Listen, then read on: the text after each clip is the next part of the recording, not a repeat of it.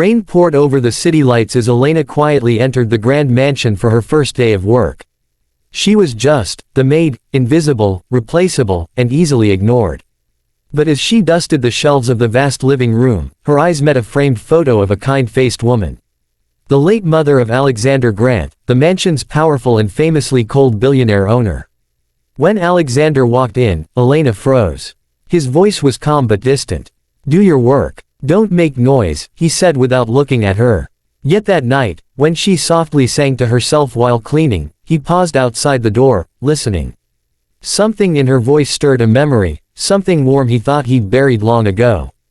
Days turned into weeks. Elena was quiet, respectful, and graceful in ways no one expected. But not everyone liked her presence. The other staff whispered cruelly. "She thinks she's special because the boss looks at her twice."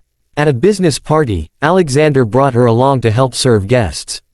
One arrogant socialite spilled wine on her dress on purpose. "Careful, maid. These fabrics cost more than your life," she sneered. The room laughed. Alexander's expression darkened. He rose from his chair, walked toward Elena, and placed his hand on her trembling shoulder. "She works harder than any of you here," he said coldly. "And if anyone here can't respect her, you can leave my house right now." The laughter stopped. The silence spoke louder than any words. The world began to notice. Rumors spread, the billionaire and his maid. Elena begged him to stay quiet, to protect his reputation. But Alexander was tired of pretending. "You think I care what they say," he told her. "I see how you treat others with kindness when no one's watching. I see how you never take credit, how you still smile through humiliation. Elena, you remind me of my mother." Tears filled her eyes. "But I'm not like you, Alexander. I don't belong in your world." He smiled faintly. "Then I'll come to yours." A storm hit, not outside, but in the media. Photos of them spread like wildfire. Billionaire loses his mind for a maid. Gold digger or angel. The board of his company demanded he end it. "You'll destroy everything you built," they warned.